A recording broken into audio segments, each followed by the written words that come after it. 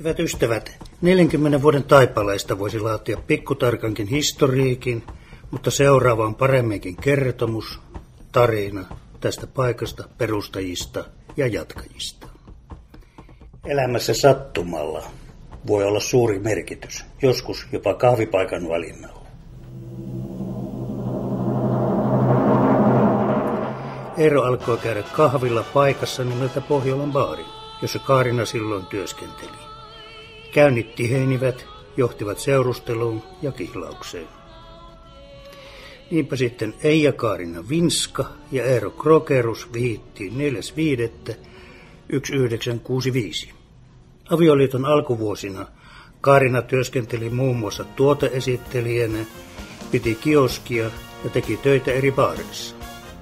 Eero toimi useammankin virvoitusjuomatehtaan edustajana ja myöhemmin veti omaa edustusliikettä, joten valmiudet yrittämiseen juuri ravintola-alalla olivat hyvät. Silloinen jetbaari oli vuokrattavana ja uudet yrittäjät aloittivat toiminnan syksyllä 1971. Toiminimen perustaminen ja rekisteröinti tapahtui 25.2.1972 nimellä Jetbaari Kaarina Krogerus. Paikan yrityshistoria ei tosi vaikuttanut kovin lupaavalta. Ensin näissä tiloissa toimi 3 vuotta autoliike, jonka jälkeen 4 muuta yrittäjää nopeassa tahdissa, joista viimeisenä Yrjö E. Turunen, jonka nimen alkukirjaimista juontaa edelleenkin vilahteleva nimitys Jetbaari tai kodikkaammin Jetti. Paikka oli sen ajan tyypillinen keskiolutbaari. Yhdessä nurkassa jukeboksi, toisessa flipperi, seinillä pajatso ja niin sanottu keilapeli. Kalusto oli kerätty vähän sieltä sun täältä. Erässä haastattelussaan Kaarina totesi paikan olleen sen ajan valitettavan tavallinen keskikalja, räkä. Olotila ei miellyttänyt kumpaakaan ja alkoi uuden ilmeen, asiakaskunnan ja liikeidean luominen Jettiin. Uuden ja pysyvän asiakaskunnan syntyyn vaikuttivat sekä Kaarinan että Eeron harrastuksissa, työssä ja opiskelussa kertyneet ihmissuhteet. Opiskelin jatkuvasti. Opintosuorituksia syntyi kursseista kauppaoppilaitokselta ja hotelli- ja ravintolakoululta. Sain oppia pihvin paistosta, salaateista, leivonnaisista, drinkeistä ja ties mistä. Tarmoa riitti vielä myös alan järjestötoimintaan.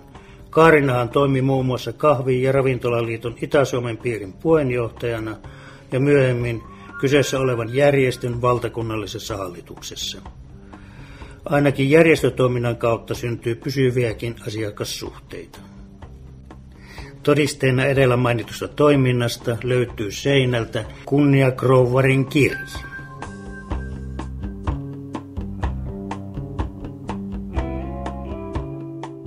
Kuten aiemmin mainittiin, Eero toimi useammankin olut- ja virvoitusjuomatehtaan edustajana. Kyseisessä työssä kertyi paljon tuttavuussuhteita, joista osa muuttui ystävyys- ja asiakassuhteiksi. 60-luvun loppupuolella tehtyjä edustajasopimuksia lukiessa välähtää mieleen pari asiaa. Kyseessä oleva sopimus muistutti lähinnä orjakontrahtia. Edustaja maksoi kaikki toimintaan ja myyntiin liittyvät kulut.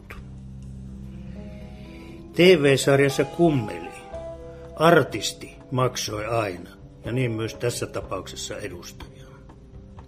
Toki edustajankin ammatissa oli omat tähtihetkensä.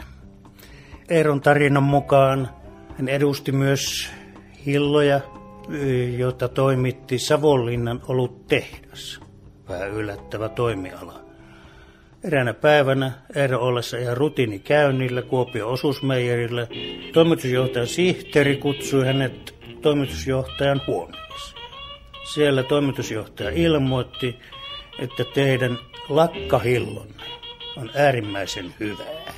Ja olemme päättäneet ottaa sen ensi kesän jäätelöannoksien täytteeksi. Tämä toimitusjohtaja ilmoitti luvun, joka normaalioloissa oli noin 50-kertainen siihen nähden, mitä aikaisemmin oli tilattu. Herkkään tapansa Eero sanoi, että Herkele, en meinannut kynää pysyvä kädessä. Ja sitten meinasi ajaa vielä kolarin kotiin mennessä. Toisin sanoen, tästä yhdestä kaupasta lankesi suurin piirtein 1 vuoden ansio. Kilpailijat saapuvat maalin kohdalle, on heillä 2 kierrosta matkaa jäljellä. Aaro siirtyy nyt kärkeen. Urheilulla oli alusta alkaen suuri vaikutus Jetin toimintaan ja asiakaskunnan muodostumiseen. Eero itse oli juniorivuosina varsin lupaava moniottelija, päälajeina pikajuoksu ja hypyt. Tuloksista kertoo jotain se, että hänet valittiin nuorten valtakunnalliseen valmennusrinkkiin. Henkilökohtainen ura loppui aikanaan, mutta tilalle tulivat järjestötehtävät kuopiolaisissa palloiluseuroissa. Eero oli muun muassa perustajajäsen Puijon Pallossa. Silloin luodut hyvät ihmissuhteet urheiluseuroihin näkyvät tänä päivänäkin asiakaskunnassa ja toiminnassa. Pelkkä oluen myynti ei sopinut perustajien liikeideaan. Niinpä alkoi voimakas panostus ruokaan.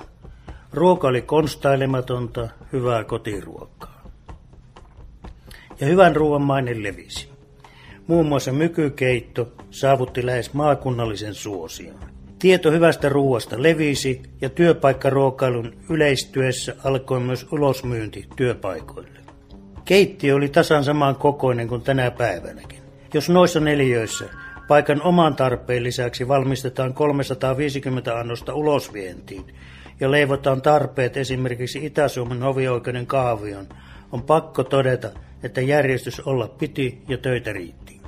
Työntekijöitä Jetin palveluksessa oli 7-8 ja kaikki tehtiin paikan päällä käsiin. Esimerkiksi perunankuorinta. Harrikin muisteli ankeaa urakkaansa, tosin kuulemma sitten kypsessä murrosiässä jo sirkeäsilmäiset kesätytöt helpoittivat kyseistä työtä. Edellä mainittujen toimintojen lisäksi Jetti muonitti myös monen jalkapalloseuran vierasottelumatkat. 70-luvun lopulla perusasiat alkoivat olla kunnossa. Asiakaskunta oli vakiintunut ja esimerkiksi lounasruokailu kukoisti. Tuli aika etsiä Jetille oma ilme, imago, toimintatapa. Kalustus ja sisustus uusittiin ja liikeideaksi tuli bayerilaistyyppinen olut- ja ruokaravintola saksalaisen taustamusiikin kerran.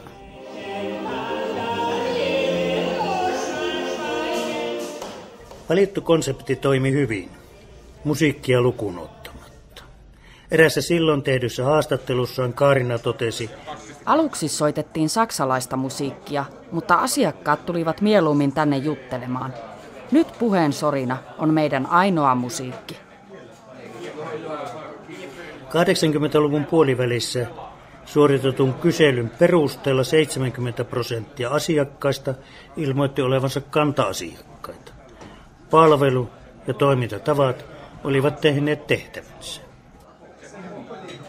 Vuosi oli 1989. Paikka sai silloin niin sanotut täydet A-oikeudet, tosin 2 osassa, ja täyden remontin jälkeen nykymuotonsa ja kalustonsa. 90-luvun lama iski myös Jettiin. Toimintaa, työtapoja ja aukiolo- ja työaikoja oli pakko muuttaa. Muutokset tiesivät myös irtisanomisia. 2-3 vuotta piti tehdä itse pitkää työpäivää, koska en osannut suhteuttaa henkilöstömenoja tuloihin. Selamaa opetti, että menojen ja tulojen seuranta on oltava erittäin tarkkaa ja säännöllistä. Laman yli kuitenkin mentiin pienyrittäjän perinteisillä keinoilla. 1994 talon tuli töihin tuosta viereisestä kaupasta Satu, silloinen Jokinen. Tarjoilun ja keittiötöiden ohella Satu alkoi hoitamaan muun muassa kirjanpidon, tilaukset, tukkuasiat ja yhteydet tavarantoimittajiin. Alusta alkaen Sadun ja Kaarinan välillä vallitsi yhteistyöhalu, luottamus ja molemminpuolinen kunnioitus. Kanta-asiakkaiden keskuudessa syntyi ajatus kokoavasta yhteistoiminnasta ja niinpä 1991 perustettiin Tuoppi-kerho. Kaarina tosi vaati, että kukaan ei saa omia talon tuoppeja, jotenka kerhon jäsenet toivat omat astiansa. Tuoppikerhon säännöt olivat väljät ja hyvin omintakeiset. Täysjäsenyys vaati alistumista psykofyysisiin testeihin, jotka suoritettiin Jetin pikkujoulussa. Tosin tiettävästi kaikki ehdokkaat hyväksyttiin. Jäsenyyden säilymiseen oli ehto, jonka mukaan oma tuoppi ei saanut pölyntyä, joten minimissään riitti 2 käyntikertaa vuodessa. Puheenjohtaja valittiin vuodeksi kerrallaan ja valinnan suorittivat aikaisemmat puheenjohtajat.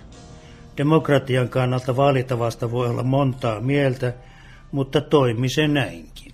Säännöt olivat väljät ja niin oli toimintakin, jonka johtoajatuksena olivat monipuolisuus ja lähes kaoottinen luovuus. Esimerkkinä voi mainita omat Lammenranta-olympialaiset omituisine lajeineen. Matkat milloin teatteriin, milloin esimerkiksi matikkayöhön. On todettava, että oli tapahtuma mikä tahansa, koskaan ei yllättänyt nälkä eikä varsinkaan jano. Talon sponsorointi pelasi. Kaikki hyvä ainakin välillä loppuu, ja niinpä Tuoppikerhokin toimii nykyään uudesti syntymistään odottaen. Vuosi 2000 oli tämän paikan toiminnan jatkuvuuden osalta ratkaiseva vuosi. Eräänä kesäisenä aamuna unet karisivat krokerusten silmistä. Lehti-ilmoituksen mukaan Jetin toimitilat olivat myytävänä. Omistajan kanssa ei oltu käyty minkäänlaisia neuvotteluita. Perheen sisäisten neuvottelujen tuloksena syntyi voimassa oleva toiminimi, josta ensimmäistä kertaa yrityksen nimihistoriasta puuttuivat kirjaimet YET. Kevät 2005 oli suruviestien aikaa. Kaarina menehtyi työmatkalla sattuneen sairaskohtauksen seurauksena. 2 kuukautta myöhemmin kuoli Eero pitkäaikaisen sairauden murtamana. Perustajat olivat fyysisesti poissa, mutta ovat kuitenkin läsnä muistoissaan.